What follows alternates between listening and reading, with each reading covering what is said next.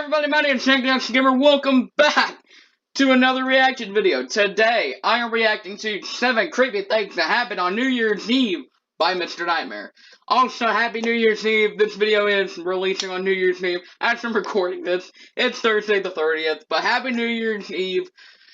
But today, we are reacting to 7 creepy things that happened on New Year's Eve. Also, go show Mr. Nightmare some support. His channel link will be in the description, and including the original video link will also be in the description. Go check out Mr. Nightmare's content if you like the scary stories. And including, if you're new to my channel, hit the subscribe button, click the post notifications bell to get notified about new live streams and or videos. And including, go subscribe to Eric the Sonic Gamer as well. I'll be doing a whole lot more Sonic gameplay. I'll be doing gameplays over that that's related to Sonic the Hedgehog. So, go subscribe to that. Alright, let's go ahead and start this up. New Year's Eve is a holiday and occasion many people look forward to and use as motivation to pursue goals they usually wouldn't other times of the year. Yep. For many others, it's a day despised and resented. The following are 7 creepy things that happened on New Year's Eve, creating for some unsettling starts to New Year's. New Year's Eve of 1920, the Drake Hotel in Chicago celebrated its opening night, which started with elegance, but ended in tragedy.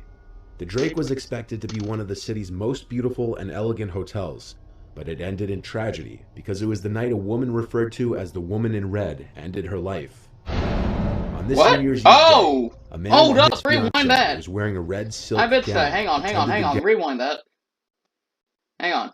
Ended her life. On this New Year's Eve day, a man and his fiancée, who was wearing a red silk gown, attended the gala held in the Drake's Gold Coast room. The man stepped away and did not return for over an hour, so his fiancée went looking for him. When she found him, he was accompanied with another woman whom he was showing attention to. The devastated woman climbed the roof and jumped to her death. Since then, guests at the Drake have reported seeing her apparition in the Gold Coast room, the Palm Court, and on the 10th floor, as well as the roof. People also still to this day allegedly report hearing a woman's cries on the 10th floor and on the roof. Some believe her soul is condemned to replay her final night, attempting to find peace with the final tragic chapter of her life.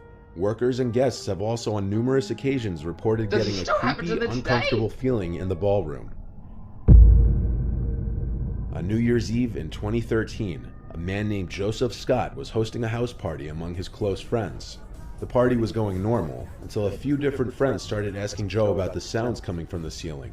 What? The party was being held in the living room, and the attic was right above the living room. Joseph went to the bedroom which had the attic door. There's somebody in the attic! And pulled the attic door down.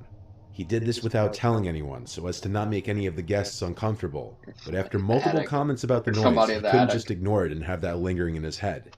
Upon checking the attic, Joseph heard a loud, distinct cracking sound from the other side, behind a wooden wall. He thought there might have been a raccoon up there, so he walked across the wooden boards of the attic, hearing his intoxicated friends down below in the living room laughing, asking, "What the hell is that noise?" When he got to the back section of the attic, which according to the layout was directly on top of the front door area of the living room, he saw somebody's hands wrapped around the top of a box, but their body wasn't visible. Joseph screamed as he was startled, but then he quickly assumed it was one of his friends. He went closer, and somebody who he didn't know popped their head up from behind the box. A middle-aged, angry-looking man. What the Joseph hell? Screamed bloody murder as he ran out of the attic yelling for his friends. He and his guy friends waited by the attic door guarding it, while they waited for the police. Police were able to remove the man from the attic with ease. He was unarmed. The man didn't know anyone at the party, and he admitted to simply walking in during the party. He claimed he meant no wrongdoing. However, it's pretty likely he was planning on robbing the place when everyone was gone. Possibly worse. Possibly. What else would you be in that this attic? One we have another party crashing type of story, as yet another uninvited guest somehow finds themselves in a random party. Only with this one, the guests seem to have materialized out of nowhere and joined the storyteller's New Year's Eve party. There was an older woman dressed in all white who was seen by most of the partygoers. All of the doors and windows were locked, and no one admitted to letting the old woman into the house. What? Being in a polite and festive mood, the hostess did not ask the lady in white to leave. But according to multiple party guests, the woman reported that she was lost and couldn't find the party she was actually heading to. Upon leaving the party, she dropped 2 scarves on the doorstep. To this day, nobody that was there at that party knows how she got in. To add to this mystery, the writer adds that her cousin saw the same woman in his dreams a few nights later. No one ever saw her again. This one was recounted by a young woman and her boyfriend. The two were cleaning up the boyfriend's place, getting ready to have people over for New Year's Eve. As the couple was cleaning, they kept losing things and finding them back in the same place a few minutes later. The couple thought that they were just imagining it at first, or that the other was moving the objects without them seeing, but it kept happening over and over, and every time they needed something, it would disappear. Eventually, company starts to arrive. Their friend Carson gets there first. There's somebody in that house moving their shit. Well, taking their shit. Statement, and in return, an unknown man's voice said, "Right." The three of them looked around to see if the boyfriend's roommates had returned, but no one was there. Later, when the roommates did return, they told the couple and Carson that they had been hearing the same thing since the night of the recently passed eclipse. A while later, the woman went to the bathroom, and as she was washing her hands, she heard a loud cough right behind her ear. All of the hairs on her neck stood up as she ran out of there. At first, no one believed her, but when the rest of their company arrived, they too eventually said that they heard a cough in the bathroom as well. It's not hard to tell why everyone believed her after that. The woman heard a cough in the bathroom one more time the next morning, but didn't hear anything again for a whole year, leading her to believe the strange occurrences only happen around the holidays. The Monte Vista Hotel in Flagstaff, Arizona, opened on New Year's Day of 1927, and during the 1940s and 50s was a popular spot for Hollywood guests, and more than 100 Western movies were filmed nearby. Some of the guests of the hotel included Bing Crosby, Jane Russell, Gary Cooper, Spencer Tracy, and many others. There are many stories and legends of ghosts in this hotel. One of the more notable ones being the Phantom Bellboy, who knocks on doors and then vanishes. There have been dozens of guests over the years reporting that somebody would knock on their doors, then when they open them, nobody would be there. Alongside the bellboy is often what is believed to be a woman who has been seen multiple times outside of the suite that author Zane Grey stayed in, which, as it turns out, is a room in which 2 prostitutes had been murdered long ago. But there's more with this hotel. Multiple guests who have stayed in the room that actor Gary Cooper stayed in have reported hearing a man coughing and clearing his throat, pacing back and forth. Many guests have reported feeling unnerved by the distinct feeling that someone is watching them in that room. One of the last more notable paranormal phenomenons that have been reported in the hotel comes from the saloon. People believe a former bank robber haunts the saloon, as again, multiple guests have heard a voice and sounds from people who weren't there, and report an uneasy feeling of being watched. Ellen Roberts, the hotel desk clerk, reported that in 1970, 3 men robbed a nearby bank, and to celebrate, stopped in our lounge for a drink, even though one of the men had been shot during their escape.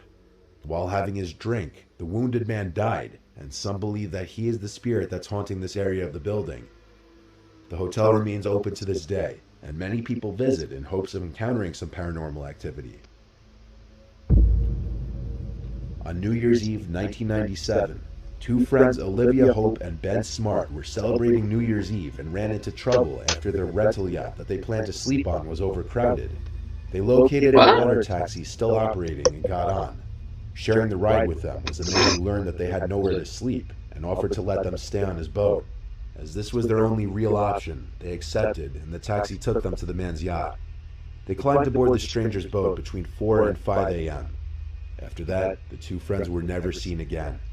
The police conducted an investigation, and despite a number of witnesses describing the same man dumped their bodies in the ocean sailing boat, they focused on a man with a smaller boat named Scott Watson. Where this crime case went from there has been a source of controversy ever since.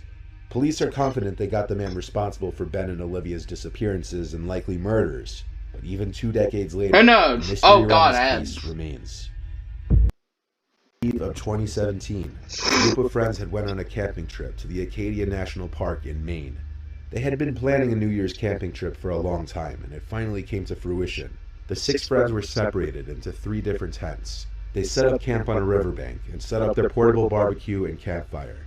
The group had also come prepared with a bunch of fireworks to shoot off at midnight. Standard New Year's Eve tradition. Campsite. The friends had music blasting on their portable speaker and were drinking tequila.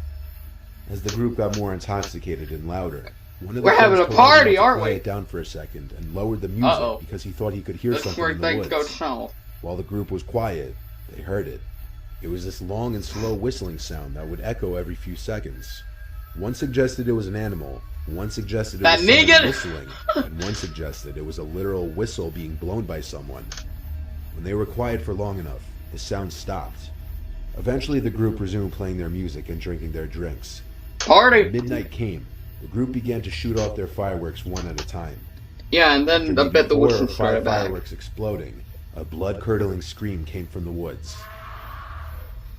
The screams continued on It's and a trap, on. ain't it? The group stopped shooting their fireworks and all jumped into their tents to hide, completely freaked out. Either that's a trap for them to be lured out into the woods. Footsteps approached the campsite, and through the oh no, walls, it's a murder! reflecting through the glow of the campfire, they could see a very tall, hunched-over figure, ruling out the possibility of some small animal making the screaming sounds. It didn't stay long, though. It disappeared along with the footsteps back into the woods. The group was so terrified they all communicated through their tents, not wanting to leave. They were simply too scared to even take the time to pack up and leave. They waited it out until the sun began to rise.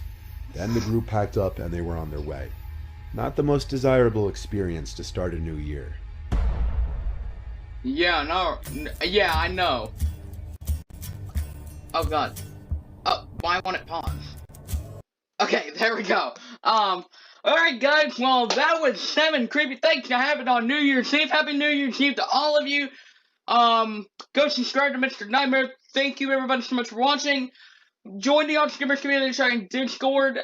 Subscribe today. Go subscribe to my other channel, Eric the Sonic Gamer. Go follow me on social media. And that's it. Alright, Arts Gamers, I will see y'all in the next video or stream. Hope you die in the